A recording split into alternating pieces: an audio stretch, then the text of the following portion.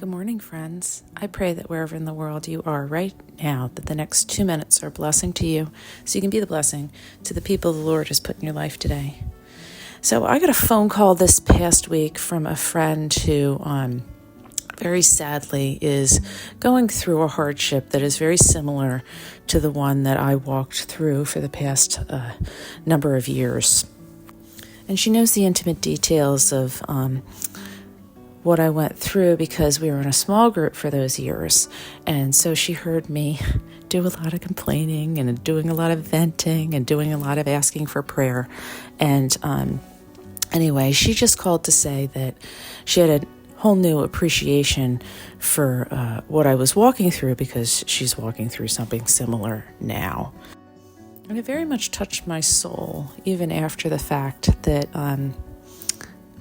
that she now had an understanding, because I feel like walking through those years, you know, when you try to explain something to somebody, something very deep inside, an emotional experience or just how you're feeling, and you can see that very few people around you seem to understand. And I know that there are a lot of things like that, things that we don't share, or things that we try to share and it's kind of met with a thud. But I just wanted to remind you today that there is somebody who understands exactly what you're going through. And it's the Lord. And he even reminds us in Hebrews, he says, "For we do not have a high priest who is unable to empathize with our weakness, but we have one who has been tempted in every way, just as we are, and yet did not sin."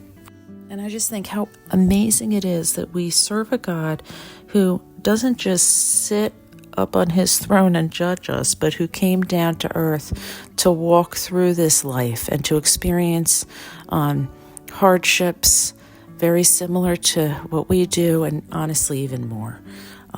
We have no understanding. We have no understanding of what he has gone through, but he has a complete understanding of what we're walking through.